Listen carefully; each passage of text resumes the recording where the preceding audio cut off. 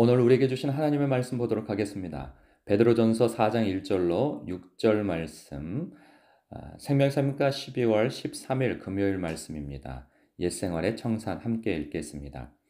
그리스도께서 이미 육체의 고난을 받으셨으니 너희도 같은 마음으로 갑옷을 삼으라. 이는 육체의 고난을 받은 자는 죄를 그쳤음이니 그 후로는 다시 사람의 정욕을 따르지 않고 하나님의 뜻을 따라 육체의 남은 때를 살게 하려 함이라. 너희가 음란과 정욕과 술 취함과 방탕과 향락과 무법한 우상 숭배를 하여 이방인의 뜻을 따라 행한 것은 지나간 대로 족하도다. 이러므로 너희가 그들과 함께 그런 극한 방탕에 다름질하지 아니한 것을 그들이 이상히 여겨 비방하나 그들이 산자와 죽은 자를 심판하기로 예비하신 이에게 사실대로 고하리라. 이를 위하여 죽은 자들에게도 복음이 전파되었으니 이는 육체로는 사람으로 심판을 받으나 영으로는 하나님을 따라 살게 하려 함이라. 아멘. 오늘날 우리는 이 북한이나 무슬림 혹은 불교 국가처럼 예수를 믿는다 하여서 이 신체적, 사회적, 물질적 이런 박해를 당하지는 않아요. 그런데 오늘 말씀에 언급한 것처럼 이 사람의 정욕을 따르지 않는 것 때문에 당하는 조롱, 따돌림, 부추김, 유혹 이런 것을 오히려 당하죠. 3절의 말씀처럼 4절이죠. 너희가 그들과 함께 그런 극한 방탕에 다름질하지 아니하는 것을 그들이 이상히 여겨 비방한다 하는 거죠. 그 예수 너무 그렇게 믿지 마. 적당히 믿어야지. 이런 미혹이 있죠. 부추김. 또 뭐 술 먹는 사람이었다고 한다면 한 잔만 먹어봐. 한 잔만이라는 거죠. 이 한 잔만 먹으면은 더 권하지 않을게. 뭐 이런 식의 권함. 그리고 술 담배도 안 하고 색시집도 안 가면 무슨 재미로 살아? 이제 이런 이야기. 음, 아니 사람이 그렇게 혼자만 깨끗해? 아니 이 정도도 안 해줘? 이 정도도 못해? 하면서 적당한 편법을 부추기고 권장하고 하는 그러한 일들이 있죠. 그 밖에도 자신들이 행하는 것이 부끄러운 거라고 한다면 그것이 부끄럽지 않으려고 하기 위해서 많은 사람들이 같이 하면 괜찮다고 생각하는 경우도 있죠.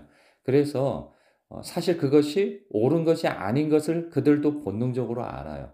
그러나 그 옳지 않은 것을 혼자만 하고 있다는 것이 왠지 외롭기도 하고 왠지 불안하기도 하는 거죠. 그래서 어찌 보면 이 물귀신 작전 같은 경우를 쓰는 거예요. "야 나만 죽을 수 있어? 너도 같이 죽어야지. 사람의 의리가 있지." 하는 식으로 같이 불구덩이로 같이 물속으로 끌고 들어가려고 하는 물귀신과 같은 그런 짓을 한단 말이죠. 그러면 사람들은 이것이 어느 때에는 자존심 때문에 어느 때에는 그 유혹에 내 마음이 약해져서 혹은 물질적인 그런 이득 때문에 못 이기는 체하고 타협을 한단 말이죠.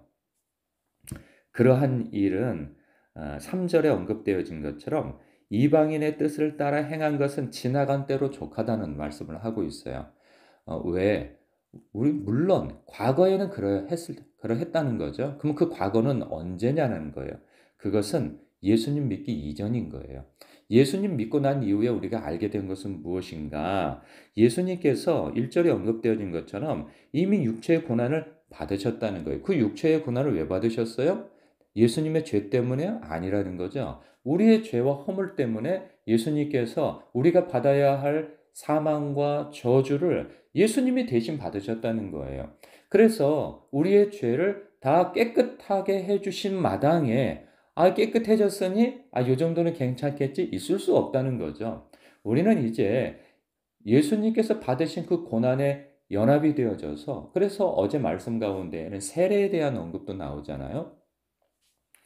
우리가 예수님을 믿는다고 하는 것은 예수님이 십자가에서 죽으신 것과 우리가 세례를 받는 것처럼 연합이 되어졌다 하는 거죠.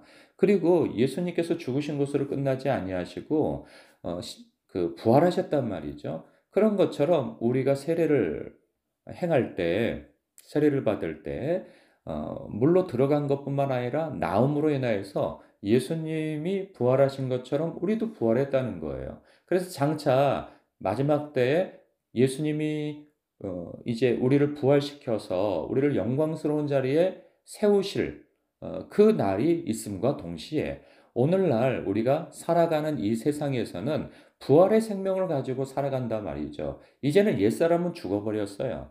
이제 십자가에 못 박혀서 우리는 그것으로 끝나버린 거예요. 그렇기 때문에 우리는 이제는 새 사람으로 왕 같은 제사장으로 하나님의 백성으로 자녀로서의 새로운 신분으로 살아가는 것이죠. 물론 우리의 수준은 단번에 변화된 그 신분에 걸맞는 수준을 가지고 있지는 못해요. 그러나 내가 누구인지는 이제 알아야 하는 것이죠. 내가 나의 힘으로 거룩하게 되어진 것도 아니고 하나님의 백성이요 자녀가 되어지고 영생을 얻은 것이 아니고 우리 예수님의 피값으로 하나님의 아들의 생명값으로 우리가 새 생명을 얻었다고 한다면 이제는 하나님께서 미워하시는 그 죄의 자리로 다시 돌아가서는 안 된다는 말씀을 하고 있는 것이죠.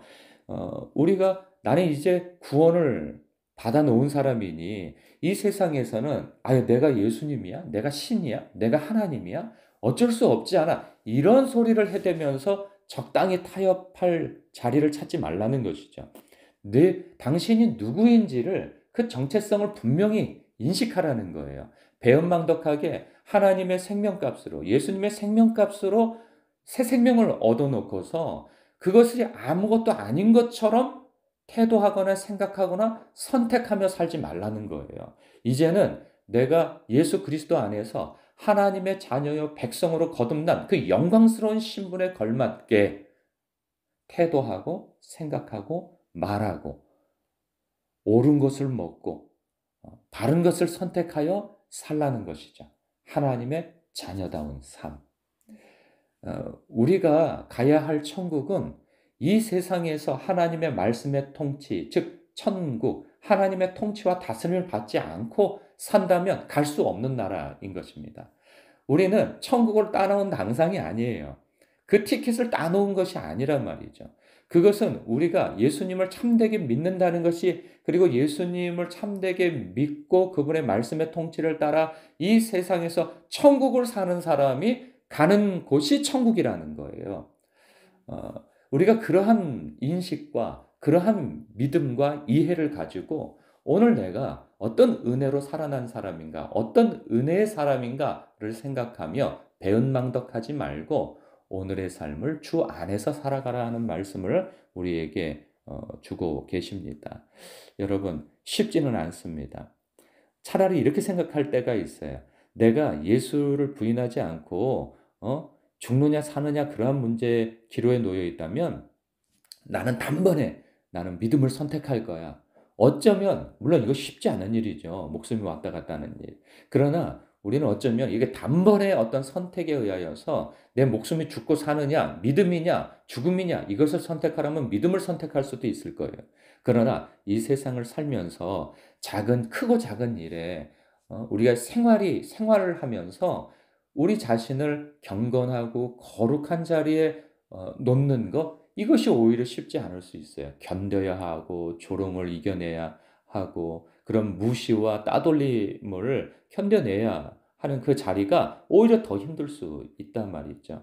여러분 그렇습니다. 그렇기 때문에 우리는 말씀과 기도로서 늘 하나님의 생각에 잇대어 살아가야 하는 것이고 하나님의 시각에 잇대어 살아가야 하는 것입니다. 그렇지 않으면 어느 누구도 강할 수 없어요.